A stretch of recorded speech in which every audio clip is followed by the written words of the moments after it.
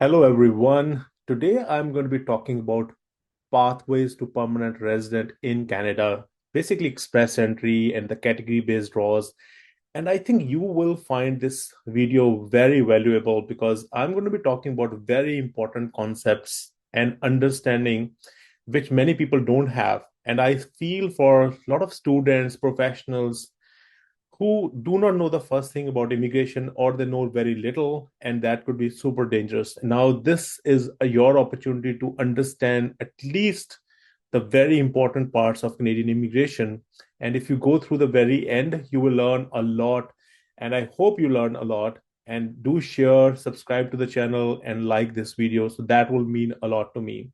So here's the disclaimer. So this is only for informational purposes. If you want to discuss the PR strategy, because there are many things in which in ways in which you can improve your score, in ways you can think about the different PR pathways available to you. You want to book a one-on-one consultation, you can go to the description. You will find the information there. And let me introduce myself. So my name is Dil Sandhu. I'm a CICC licensed immigration consultant based out of Toronto, Canada. And in this video, we will be covering very important topics. We'll cover about the overview of pathways to PR, like what PR pathways are available, and give you a very good understanding of some of those. Then express entry and immigration level plan, like where is the quota? Like how is the quota? You will understand and be knowledgeable about that. Understanding of the knock code. A lot of people don't even understand what is this knock code and how you can use it, and what are the different not animals, what are the different elements you need to take care of.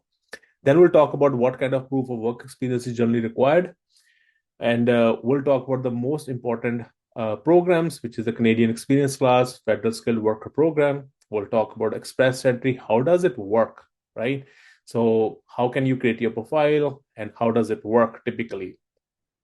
Then the most important part, which is about understanding of the category-based selection system, how the draws happen, when do they happen, and what kind of draws are in the future could happen, right? And then I looked at all the previous draws, and basically we'll be commenting on some of the previous draws and what we can learn from them. Okay, so without any further ado, let's dive right into this. Now, look at this. So this screen basically tells you what are the different pathways to permanent residence. So we have on one side federal programs, on the other side we have provincial programs. Now, if you look at the federal programs, I've listed a couple of them, which are the main ones. One of them, the most important one, is Canadian Experience Class. You have Federal Skilled Worker Program, and not very important Federal Skilled Trades Program. It's kind of redundant, I would say. And they are all managed through something called an express entry system. Yes, express entry is not the name of the program. Okay. Then you have Atlantic Immigration Program. So this is for those who are basically having a job offer from a designated employer in the Atlantic province. Atlantic provinces are provinces in the east of Canada, like New Brunswick, Newfoundland, and Labrador, Prince Edward Island, and Nova Scotia. Then you have the Rural Francophone Community Immigration Pilot. So this pilot is for 5 years. It replaced the previous program, which was called Rural and Northern Immigration Pilot. And this particular program, I have made a very detailed video on this. So you can always check about that both in Hindi and English. So you will find a lot of information there about the Rural Community Immigration Pilot. And then you have Home Sport Immigration Pilot, which was launched on March 31st, 2025. And I think so they will have these intakes every year at the same time, hopefully. And then on the other side, we have provincial nominee programs. So provincial nominee is nothing but like provinces have their own PR pathway.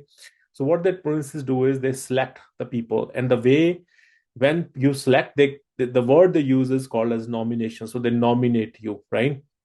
And provinces programs can also be further divided into those which are managed through the express entry, which is that you need to have an express entry profile in most cases. And then you have the permanent residency through the non-express entry stream. So in case of the PR through the express entry stream, what happens is if they nominate you, so you will have the opportunity to get 600 additional points in your CRS score for the additional factors.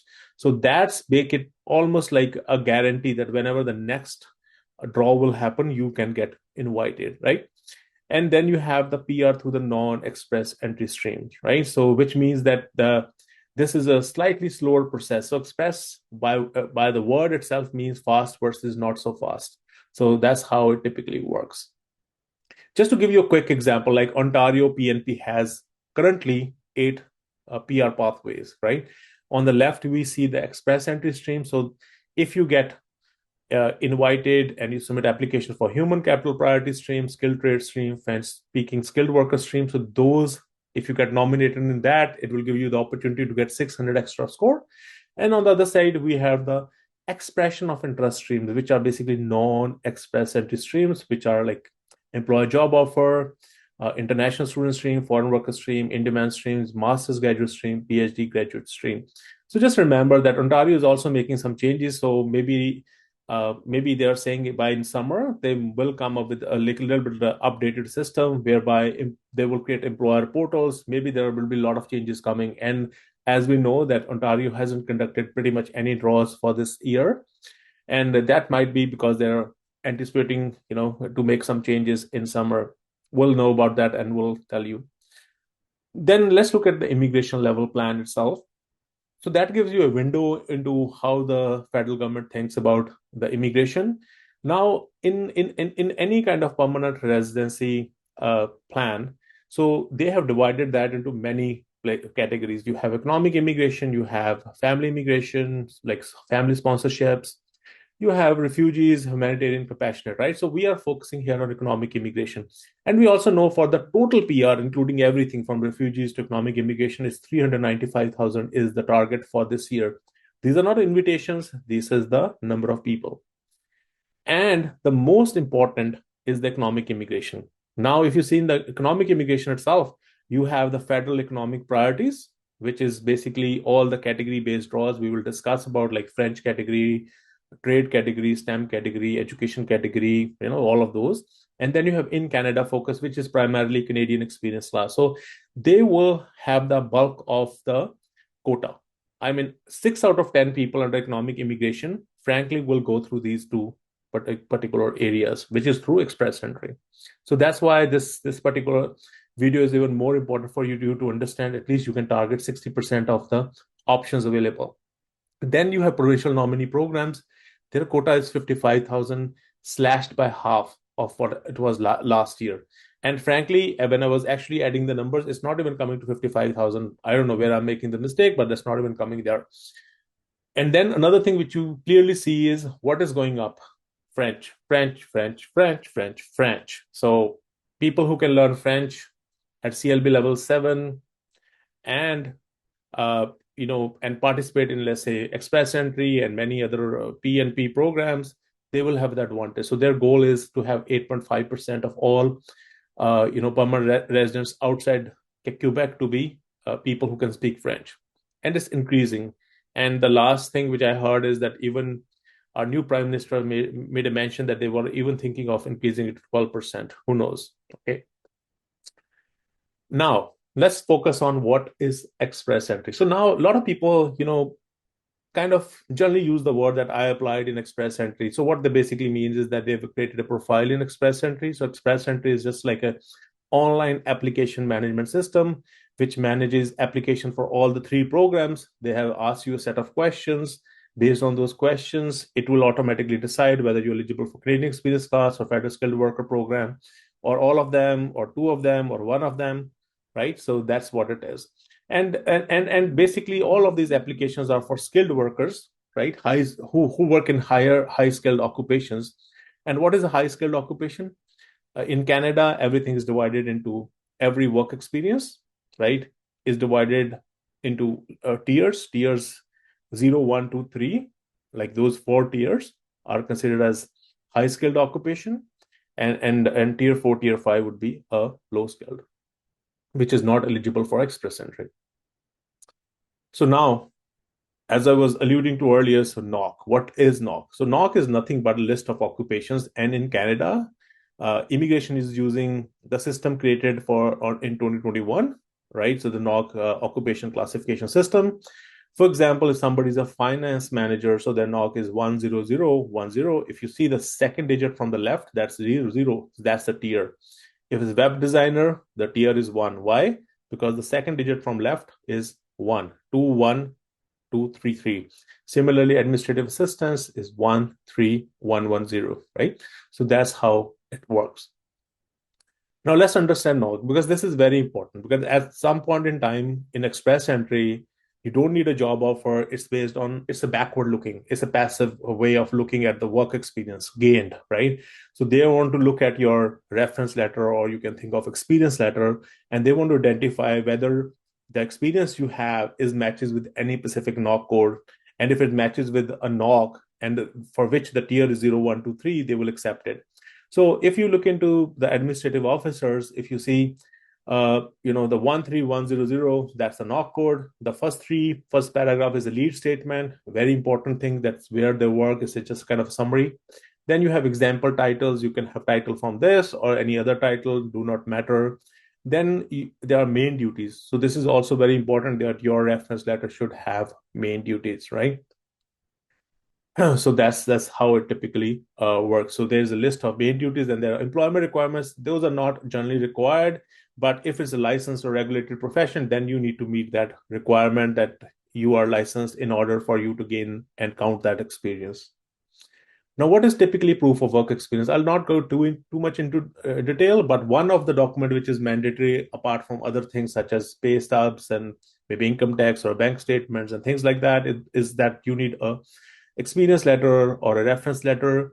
Should be an official document on a company letterhead, should include your name, company's contact information, name, title of the immediate supervisor or HR person at the company, should indicate all positions you have held while employed at the company, and must include the job title, duties and responsibilities, job status, if you're currently working, dates worked for the company, number of hours worked per week, and annual salary plus benefits, right?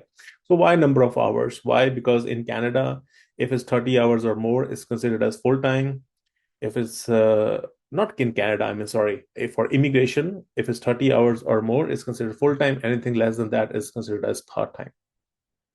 Then if it's self-employed, then there's even more difficult to kind of prove that experience, because you cannot just yourself write a reference letter. It has to be, from your clients. There's so many documentation you need to provide in order to basically make sense.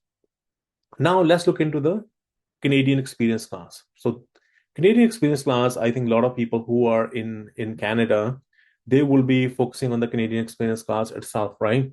So very important. So what is the eligibility requirement? The eligibility requirement is that you must have at least 1 year of skilled work experience, which means in tier 0, 1, 2, 3, gained while you are authorized to work, right? And your experience, you should have to show that you performed from the actions in the lead statement and most of the main duties, right? So that is what is required. So if you go back, so you should perform the actions in the lead statement and most of the main duties, right? So that's what it is. So they have categorically mentioned any self-employed experience, work experience gained while you are a full-time student, even if you were on a co-op, does not count towards the minimum requirements for this specific program. Yeah, so I wouldn't belabor on this point any further. So it has to be in tier 0, 1, 2, or 3. Okay. And English requirements are CLB level 7 or CLB level 5. Right.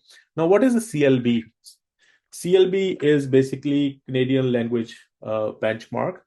So for example, a CLB level 7 for an IELTS exam would be 6666, right, in the journal, right? So similarly, you will have different tests, will have different kind of scores which matches with CLB. So this is bare minimum requirements.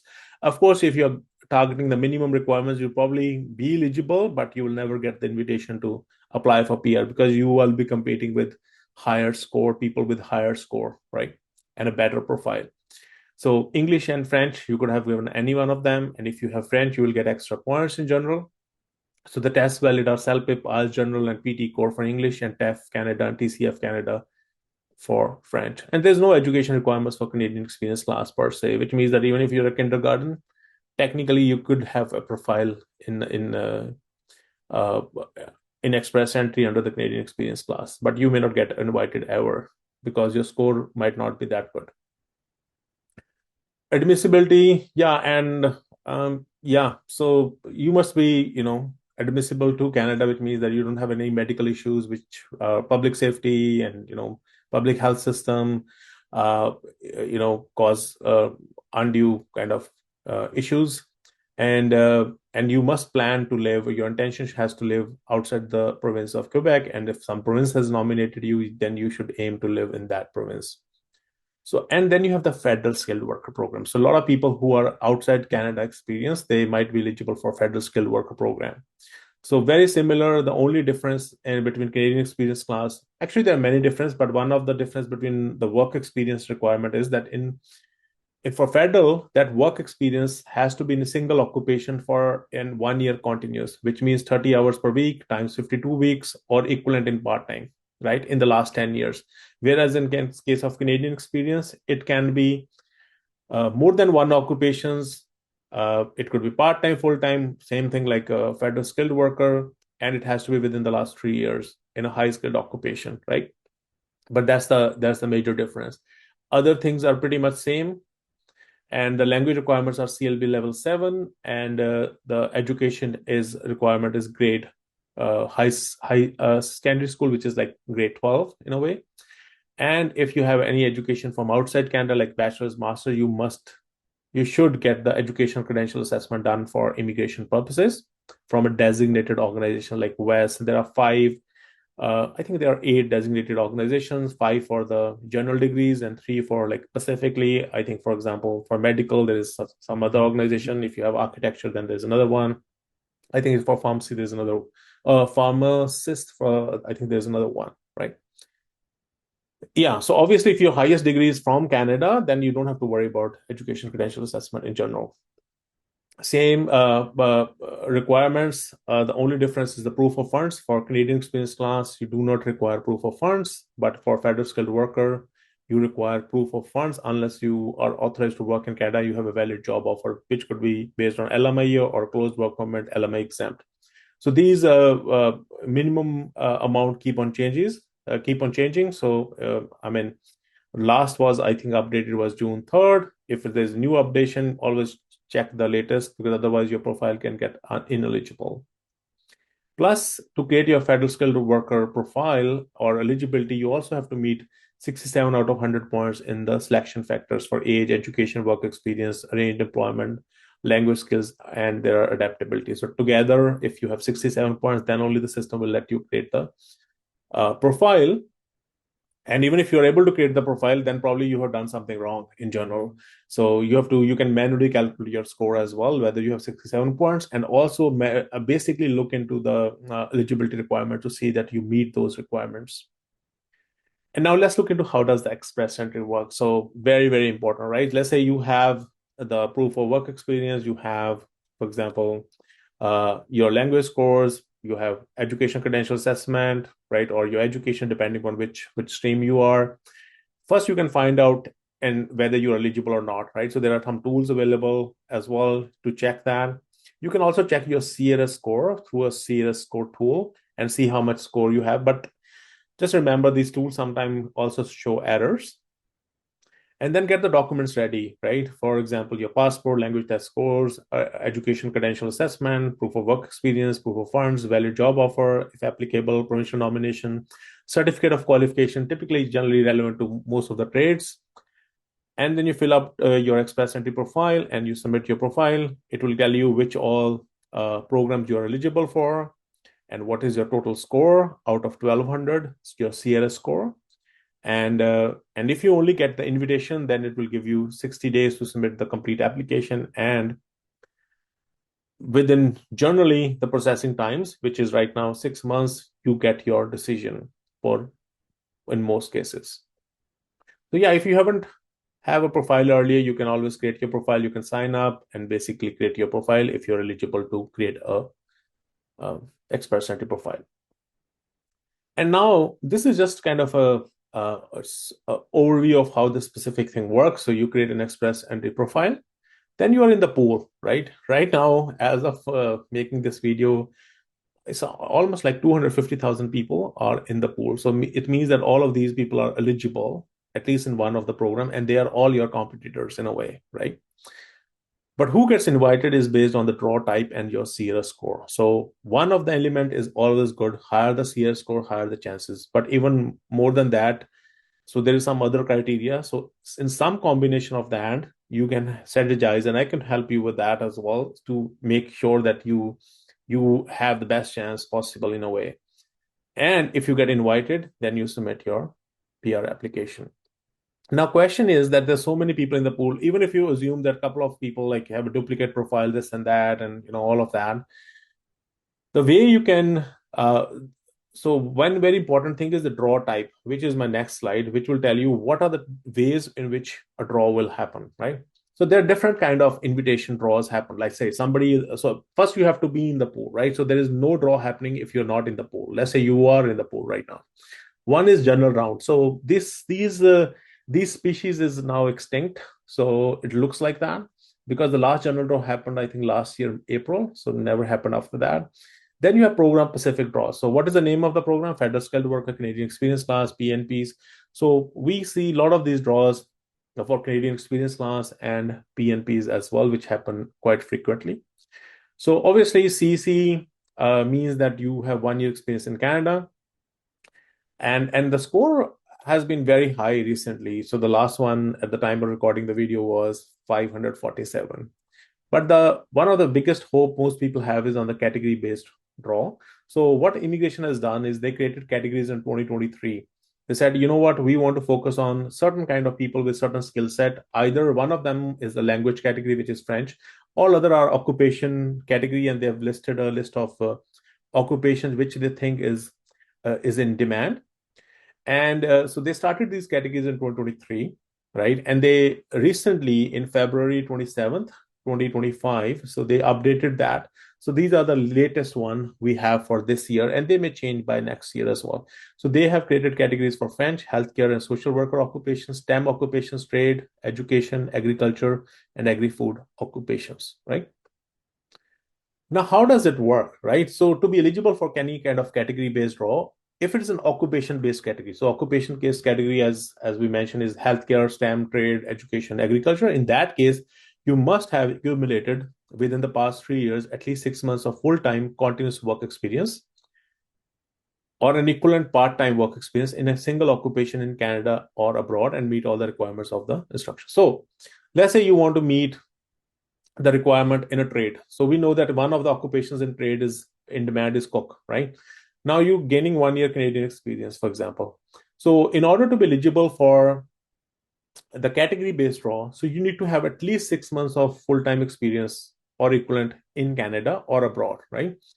But let's say you never had any experience outside Canada, so your only hope is Canadian experience class. So first you need to create your profile, you need to have 1 year of work experience in Canada, right? Out of that 1 year experience, you could have the full 1 year in cook that will qualify for your category, or you could have, let's say, 6 months in cook and 6 months as, let's say, food service supervisor. But since we know that the cook is in demand right now, but food service supervisor is not, so technically you could still qualify for category based draw based on that. But first you need to be in the pool. Think of it like a cherry on the cake. If you don't have a cake, you can't put a cherry on the cake, right? So the cake here is the program you're eligible. You need to be eligible for Canadian Experience Class or Federal Skilled Worker Program, right? And then you have a French language proficiency. So the requirement for that is you need to have minimum CLB level 7. So they call it NCLC level 7, right? I don't even know how to say that. Obviously, I don't know French. And meet all the requirements of that, right? So the value tests are TCF and TEF, and if you can do that, you will have advantage. So one big advantage with French in general is that, first of all, so French, they are separate draw, right? So cutoff. So cutoff is, we know that the French draw's cutoff is much lower. Another, right now, the benefit of French is that you can even get many extra points. Let's say you have CLB level 7 and you have a good English score as well. I don't remember of the what was the score, but some combination can give you up to 62 extra points, right? If you have CLB level 7. So just not so French draw works in kind of both ways. On one side, it's increasing your score a lot, and on the other side, the cutoff is much lower. So that's the reason why we have the last draw at the time of recording this video was 379, I believe. Yeah. Okay, so now let's look into the healthcare category. So just somebody saying I work in healthcare doesn't mean that they are eligible for healthcare draw. They have to have that 6 months experience, at least in these occupations, right? It doesn't mean like you work in a hospital as janitor or you work as a hospital as a medical office administration. You say, oh, I work in healthcare. No, that's not how it works. It has to be one of these occupations, right? So now the problem here is that some of these occupations are regulated, which means licensed. You cannot just happen to be a dentist and say, oh, I'm a dentist, right? So it can't work like that. But there's some occupations which does not require any kind of license, as long as you are able to prove to the immigration that you did that work.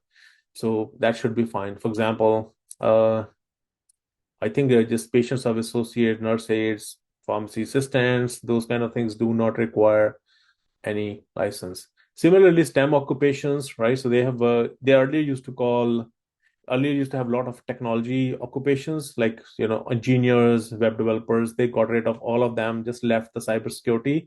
Otherwise, they would have to remove the T in the STEM because then there's nothing left there. So somehow they also added insurance agents and brokers. Not sure how is that works, because insurance agents and brokers is 99.99% is a sales job in general. But you know what? That's how immigration is so unpredictable. Nobody asked me anything before they create these kind of categories. I wish they asked me, I would have told them. Okay. Then you have trade occupations. So again, in trades, I mean, most of them could be regulated occupations, or you need to be in apprenticeship, but there's some not regulated. For example, cooks is definitely not. Floor covering installers, I don't think so. Either roofers and shinglers, painters and decorators, definitely not, right? So those occupations anybody can do. You could have done a PhD in IT and you could probably become a painter, as long as you can prove that that's a genuine work, right? Then there are education occupations. Again, you have many of these occupations. Again, there's some regulated, there's some not regulated. Now the funny part is the early childhood educators and assistants. Early childhood educator is a regulated profession with NOC 42202, but early childhood assistant is not. So it's very weird, but that's how it is. And then you have the agriculture, agri-food. They left the butchers, right? Maybe there's a huge shortage there. Who knows? So what do we learn from the recent draws? We can see for the Canadian experience class, which is the top one, we see on the right side, we have the CRS score of the lowest ranked candidate invited. The scores is going kind of up and down. Hopefully, I have actually created a video on this, the forecast. You can look into that. I went into quite a lot of detail into my assessment of that. Then you have healthcare occupations, which was super surprising. They keep on saying that there's not enough healthcare occupations, but they only issued 500, and 510 was the lowest score, which was so much disheartening for many people, because everybody was assuming that it will be like 460s or 480s, but 510, that's actually really bad. Then you have education occupations, 479. That was surprising. I wouldn't have imagined that kind of score, 479, which was a good score. So if somebody has experience in education, it will also give a lot of opportunity to people outside Canada as well. Trade occupation, not a draw has happened since they have made the changes. So maybe version 2 has not come yet. So the last was 433. I mean, now we have cooks here, and yes, they've expanded a couple of them. I'm assuming that the score will go much, much, much up. And then you have STEM occupations. I mean, STEM occupation has been a tragedy, right? So at some point in time, I think was it Sean Fraser? They mentioned like, you know what, we want digital nomad visa, and we want a lot of IT people to come here, set up shop. That's not how world works, but that's how they assume it works. So STEM was like a really in demand profession like 2 years ago. Now, pretty much after AI, it seems that a lot of people are struggling, and even the PNPs and even the Express Entry shows that they have got rid of all the IT occupations per se. So we'll have a hard time. Yeah, hopefully not, but that's how it looks like right now. And then you have the French.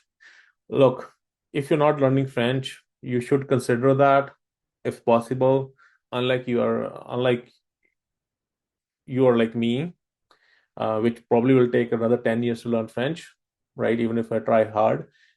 I have seen somebody who learned French within 1 year and CLB 7, but then it's very challenging. If you can do that, even CLB 5, you might be, then eligible for Francophone community immigration pilot program. But if you're CLB 7, then you would be eligible. You could be eligible for even the Ontario French skilled worker stream as well, plus the express entry as well. So, but each stream has its own criteria.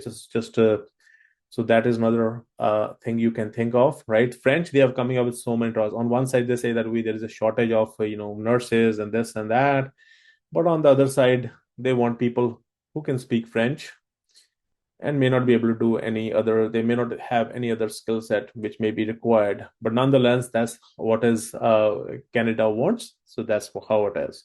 And then your provincial nominee programs, I mean, there is no point of discussing the lowest score. Is immaterial. So any person who is part of this draw, this means they have already got the 600 points for that, and because they were nominated, right?